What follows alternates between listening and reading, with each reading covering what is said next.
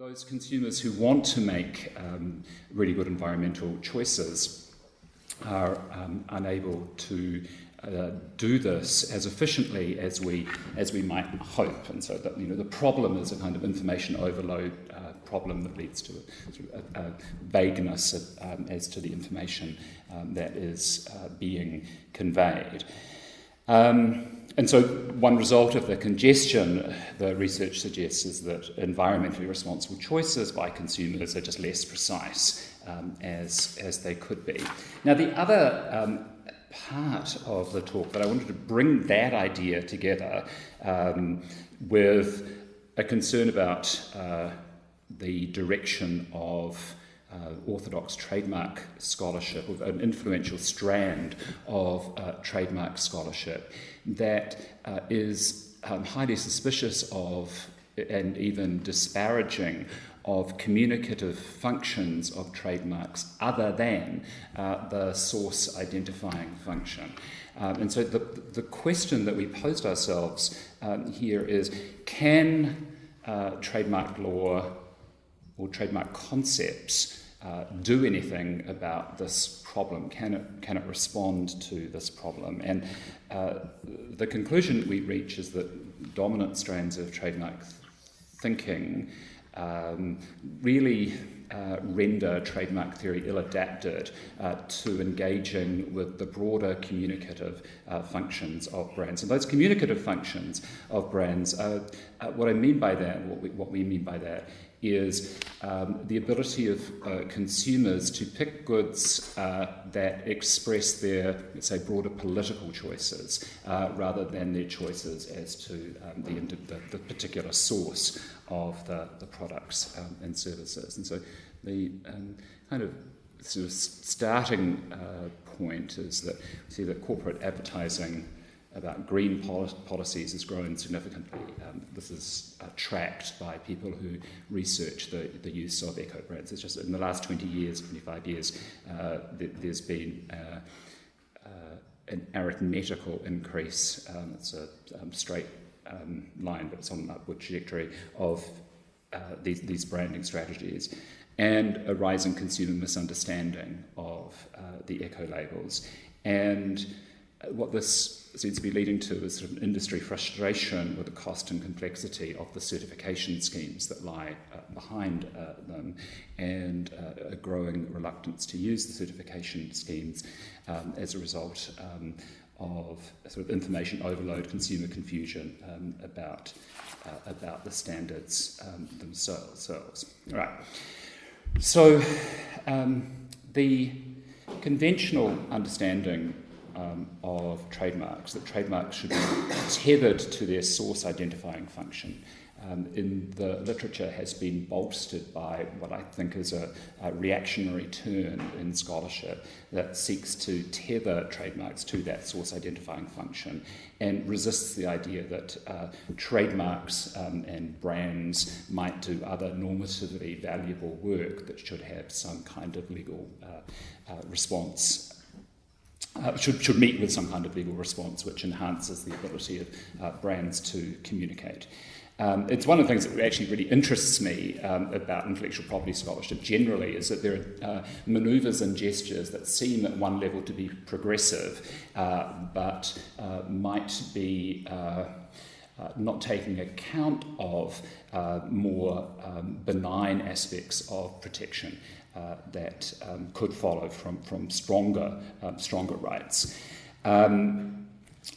The key point is that the sort of fixation with marketplace competition that informs that strand of scholarship inhibits engagement with other normatively desirable social agenda that might be furthered by trademark law. And eco-brands seem to be the perfect context with which to explore that problem, because the sort of the normative end game, encouraging consumers to make more responsible purchasing choices, seems unassailable.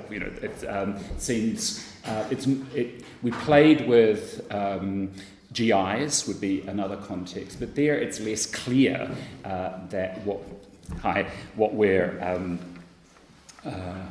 the social utility of protecting geographical indications is, I think, actually less clear than providing a system where we don't have congestion about the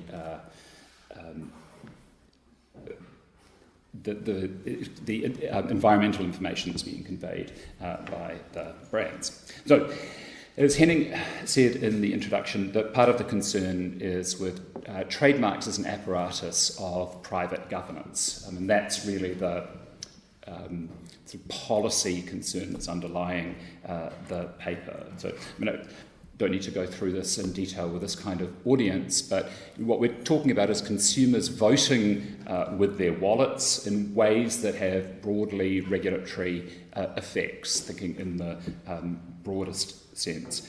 I should say that the talk focuses on United States trademark policy, but I hope there are some more generally applicable points in the remarks.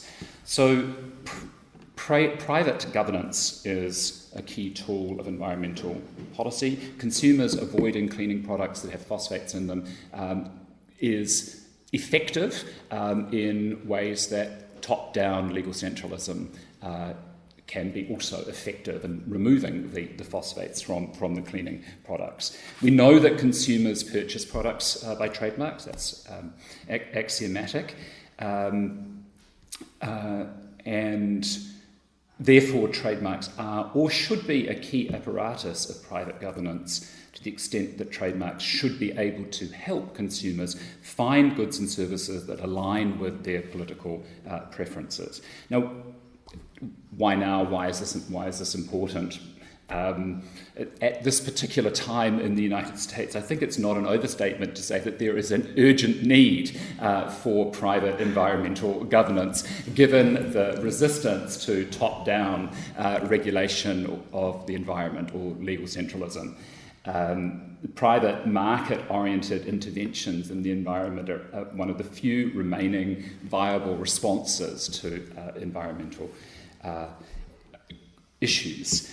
In an earlier draft of the article, there's a footnote where we've put all the egregious things that the Trump administration was doing in the environmental context. I just started collecting them. The paper's coming out. It's going to come out in the fall. So there's plenty of time for comments. And we got to the stage, we said, look, we have to stop writing this footnote. We'll finish it later because it's getting longer and longer. And this is the unravelling and the unwinding of the steps that the Obama administration took, including actually the appointment of Judge Gorsuch to the Supreme Court.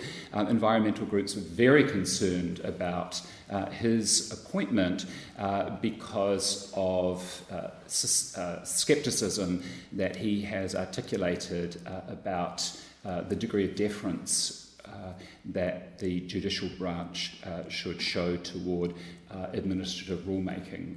And so that scepticism about the deference, which is captured by the Chevron doctrine, followed to its logical conclusion is a restriction on the power of administrative agencies to engage in rulemaking that would address things like clean water and clean air and so on. So it's a shrinking of the state, which again sort of adds to this urgency about thinking about urgency related to the efficacy of private governance mechanisms in the environmental field. Now, lest I be misunderstood, this is not a paean to private governance.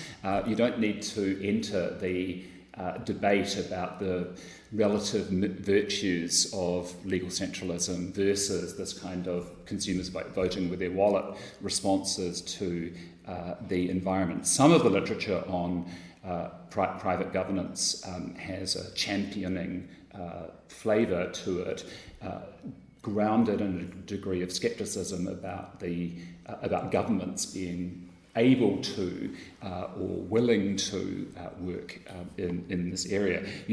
I think in the United States, at least, one doesn't need to enter that debate because of the withdrawal of the state from this field. So it's in some respects, it could be seen as a deeply pessimistic paper to the extent that it's dealing with second-best alternatives, maybe, in that kind of context. But we'll see. So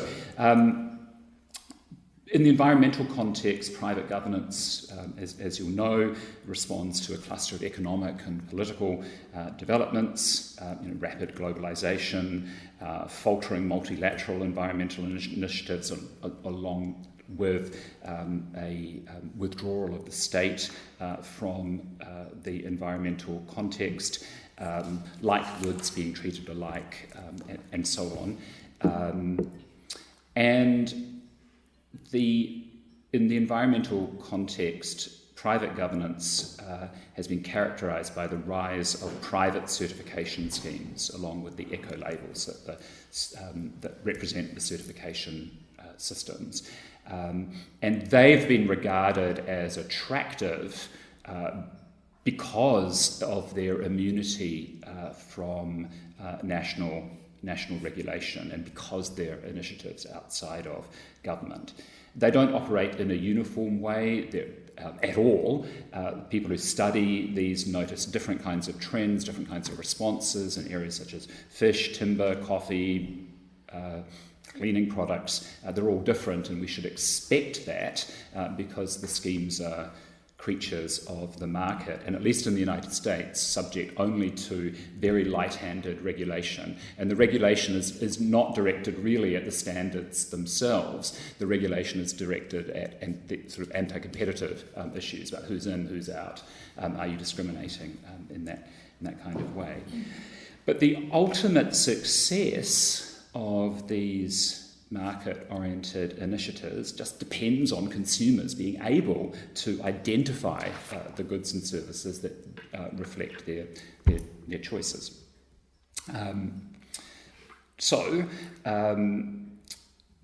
It's difficult to generalise, but what the research suggests is that in markets where there's a proliferation of different brands, we'll come back to that in a moment when we think about distinctiveness doctrine, but in markets where there's a proliferation of different brands and consumers rely heavily on trademarks in their purchasing decisions, the ability of the brand to communicate very much other than source can be compromised. And coffee is one of the areas that's most researched in this area, and we're seeing those kinds of dynamics operating there.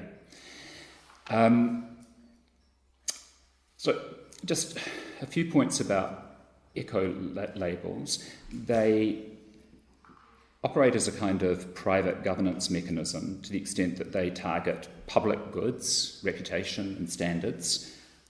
They concern common pool resources. That's the value of the standard is shared amongst participants, and they operate largely outside of the coercive authority of government. That's not to say that they don't operate alongside the coercive power of government in that sense. Fair labour standards can operate alongside rules on the statute books about fair labour standards, or in Indonesia there is a lot of NGO action in the area of forestry that is alongside national legislation that purports to regulate forestry practice as well. But the standards themselves are clubs in the sense that the members of the club, the value that they seek to control a resource, the standard themselves, exclude others who don't participate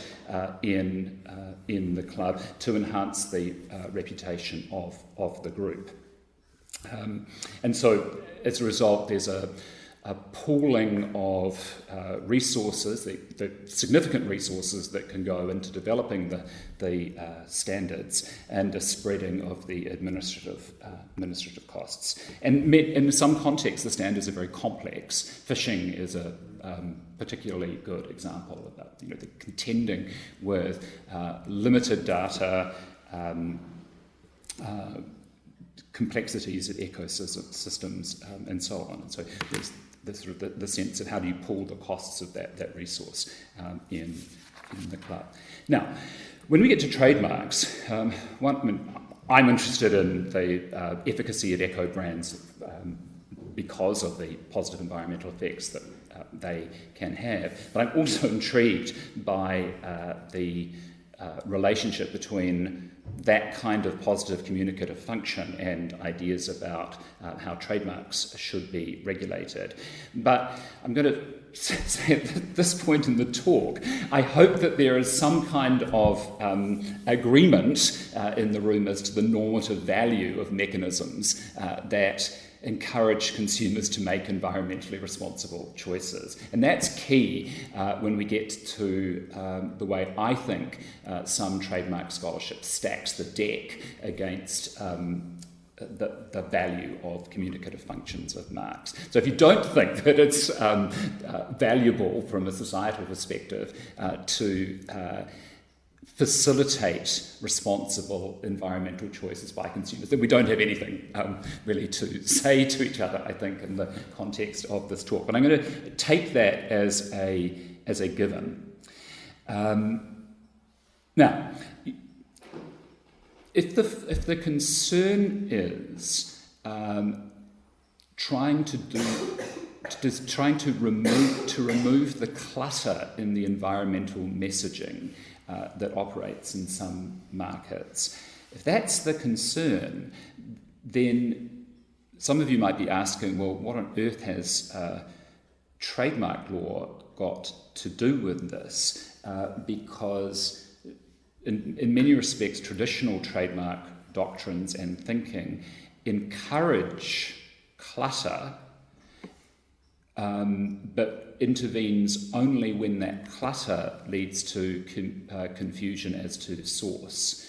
So distinctiveness doctrine, as I'll comment in a moment, is in fact a clutter-enhancing doctrine in that way. And so this is why I think there's sort of real tension between this concern with decluttering the communicative functions of the brands and traditional trademark or orthodox trademark thinking. So just to pursue that idea for a second, I'll be interested in your response to this, but my take is that trademark law and policy, for the most part, resists normative analysis, except as to whether this or that legal measure serves the desideratum of free, unimpeded marketplace competition, and that's always depicted as value neutral. So trademark law and policy are just not interested in what consumers purchase. Rather, the key organising principles are directed at ensuring that consumers be free to choose what they want to purchase. So what they choose insofar as trademark law and thinking is concerned is unimportant. And that idea is often associated with consumer sovereignty. That's the metaphor that's used often at this point. And what matters is that markets function efficiently, and all of this is premised on the idea that markets are politically neutral spaces. But from a private governance perspective, what consumers choose or don't choose is precisely the point. We want to direct consumers toward these environmentally responsible choices.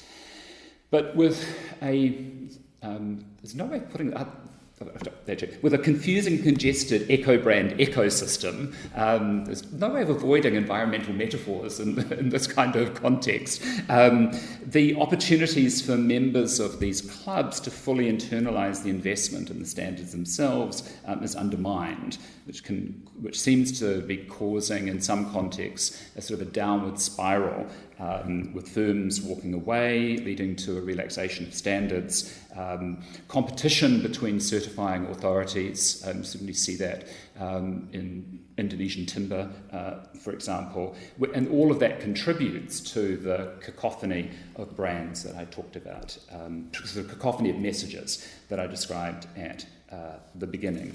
And trademark law is just structurally ill-equipped to deal with this.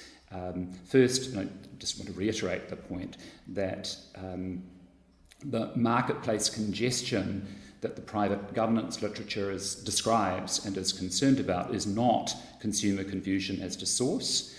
Instead, it's this kind of communicative congestion which inhibits the value of the trademark to be a carriage for messages about the environmental qualities of goods and services, to align with consumers' preferences as to process. Secondly, the preoccupations of trademark scholars and thinking, those preoccupations resist engagement with what could be valuable communicative functions. So just going on to distinctiveness doctrine, again, in this audience there's no need to talk about it in detail, but one way of thinking about distinctiveness doctrine is that it aims to preserve or further competition by mitigating confusion as to source, really with the effect or even with the aim of maximising the number of trademarks in a market, so long as those trademarks can operate as distinct indicators of source, but thus maximising the number of competitors in the market. But that aim ignores the risk of sort of broader information overload. And we looked at the jurisprudence on green trademarks before the Trademark Trials and Appeals Board, TTAB, and it's just entirely consistent with the way that distinctiveness doctrine is applied generally by the district and circuit courts. So green, the term green now has to be disclaimed. That, of course, doesn't affect the use of green or images of green images associated with the environmental qualities of goods being used in the marketplace. TTAB treats marks as descriptive if they connote the environmental friendliness of a product or service. Now, that possibly sounds like a good thing, but it's combined with doctrines that are directed at whether a mark is deceptively misdescriptive, and there the bar is very low, that so long as goods and services have some environmental claim associated with them, then they'll pass muster on that kind of bar. So the bar for refusing registration is very low in that context. So long as you avoid the obviously descriptive terms like green, you're not going to have your mark refused registration, so long as there's some credible environmental claim that accompanies your product. So the jurisprudence on green trademarks aligns perfectly with the distinctiveness doctrine that's just focused on the function of trademarks as source designators. Now, I thought, as an aside, just to bring it sort of up to date, if you wanted an acknowledgement of the broader communicative functions of brands, you couldn't go past the case that's pending before the United States Supreme Court at the moment, the Henry Tam decision. It's a First Amendment challenge to a refusal to register the mark the slants on the basis that the slants is disparaging to Asian Americans. The whole case is there because the term or the symbol, the slants, is signalling more than this particular source of entertainment services. It's communicating something which may or may not be harmful.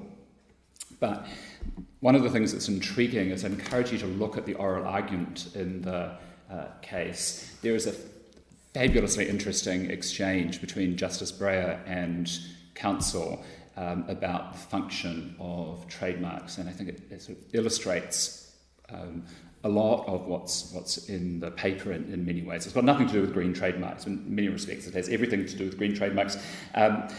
Justice Breyer pushed counsel on this point. Said, what, he asked, to paraphrase, what has the regulation of disparaging symbols got to do with the function of trademarks?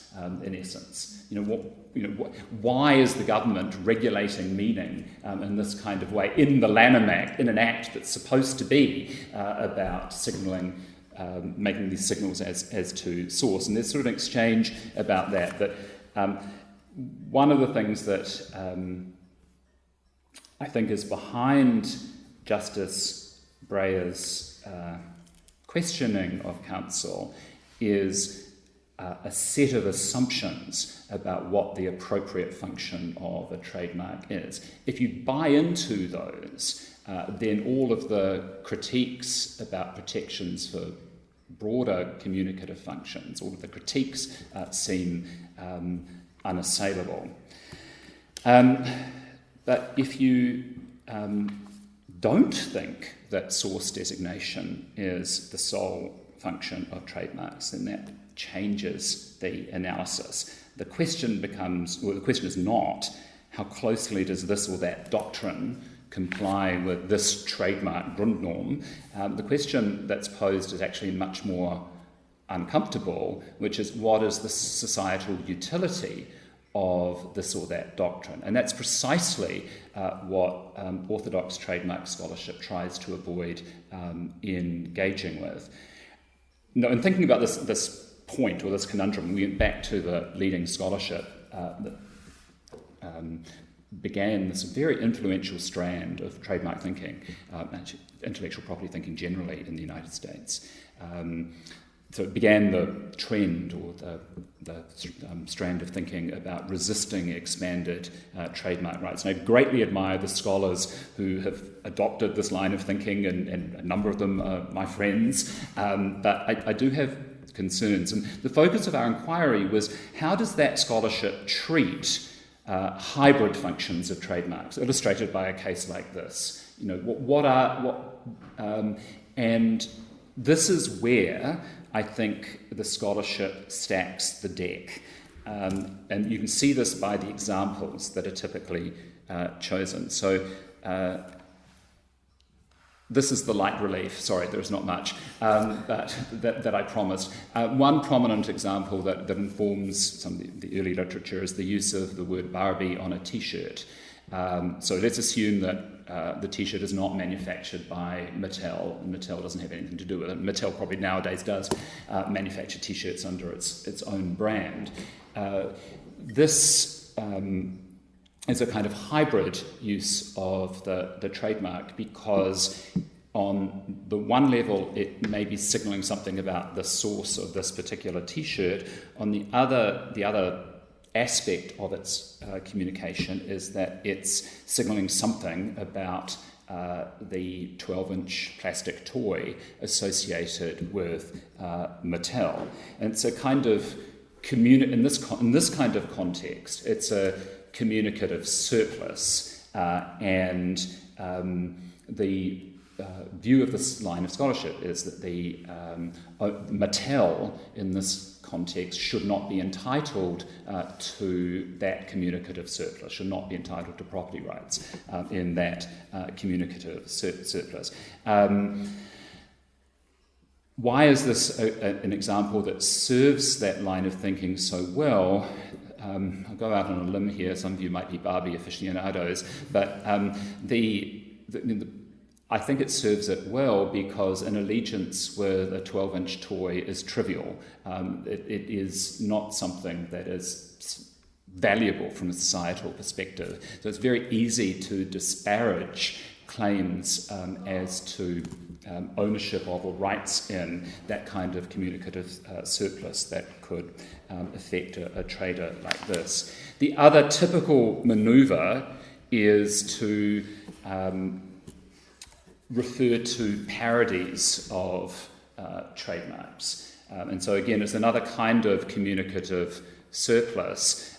The overreaching trademark owner, of course, seeks to internalise this and control it. And examples of parody, satire, criticism are useful in this kind of context because they illustrate that an attempt to co-opt that surplus by the trademark owner shuts down speech. So this is what I mean by stacking the deck, right? And you get, I think you get what's described by the technical term of the double whammy here. You have a disparagement of trivial communication and protections for trivial kinds of communication, and a disparagement of claims to control communication that would themselves resist free speech. So you've got sort of triviality and danger at the same time, and this sort of informs the literature. And so this, in a wonderful article by Jessica Littman with a fabulous title, Breakfast with Batman, she makes this statement, and if you have those kinds of examples in mind, then what she says here is unassailable, really. She makes the logic seem ineluctable. So she says, it would be difficult to argue that the persuasive values embodied in trade symbols are likely to suffer from underprotection. Indeed, the Motels, the Disneys, and the Warner Brothers of the world seem to protect their atmospherics, which is a term that Professor Littman uses to describe this kind of surplus communication associated with marks, just fine without legal assistance. Not only can their intended target audiences tell the difference between, say, a Barbie doll and some other 13-inch fashion doll, but regardless of features, they seem well trained in the art of insisting on the Mattel product. Nor is the phenomenon limited to the junior set. The popularity of Ralph Lauren's polo brand shirts, actually it ages the quote, or Gucci handbags is an obvious example. And yet, in the Eco Brands context, the research suggests that the communicative functions of Eco Brands are not being protected just fine. And we're seeing the effects, the spin-off effects of congestion, information overload, and then a debasement of the underlying standards themselves in some markets, such that the environmental messages don't get through as clearly as they might. And so, just go back to the example of coffee, proliferation of competing marketplace signals. It's overwhelming consumers and expression of their preferences. So if you think about that kind of example, where there might be value in the communication of marks other than source or beyond the source identifying function, then this might provoke some, I think, revisiting of the premises underlying the scholarship that sort of that has been so influential in seeking to limit rights in trademarks. In the paper itself, we have a bunch of suggestions as to what should be done. I have to confess or concede that this part of the project interests me less than the other part of the project, but for a number of reasons, and it's almost de rigueur in this style of law review article to have a whole lot of suggestions for law reform, assuming that legislative time and inclination is an inexhaustible resource, and also, I have some degree of scepticism about that approach on the basis that any kind of regulatory invention in any functioning governmental setting will be the product of a lot of analysis by those who work in the policy area. But I want to say just something sort of briefly about it. There could be a number of suggestions today. Increasing the scrutiny of the standards themselves.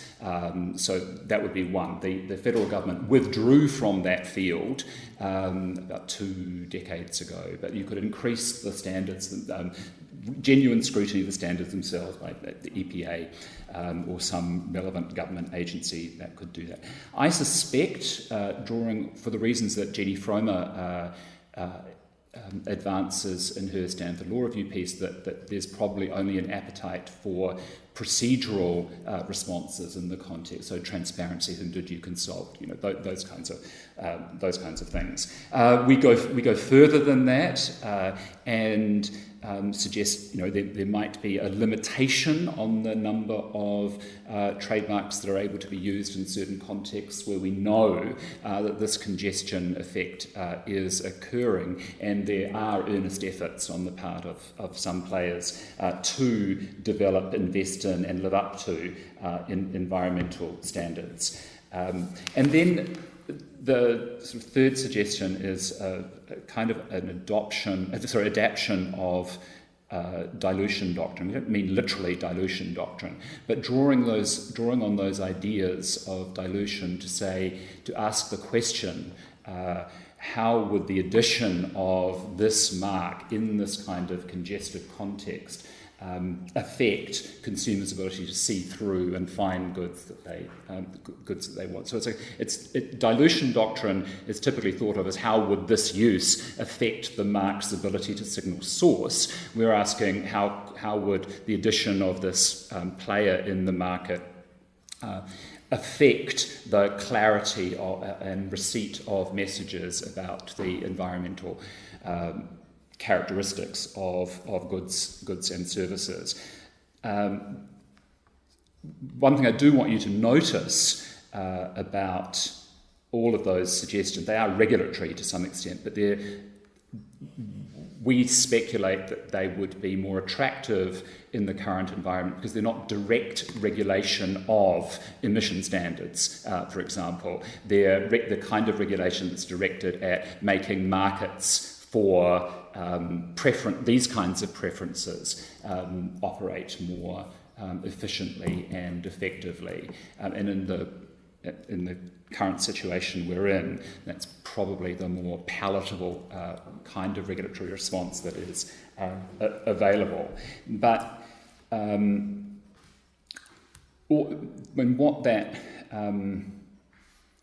all of this is premised on an idea that trademarks can do other valuable work than designate the source of goods and services, and some of that work has a genuine utility, but also that markets themselves are intensely political spaces, or can be political spaces, not this neutral playing field that is undergirding many ideas about trademarks. And so we sort of end with the somewhat cute idea that certainly in traditional trademark theory the consumer is sovereign, but we're asking the question, what happens if we think that they're citizens too? So I'll end with that, and thank you for listening, and questions and comments.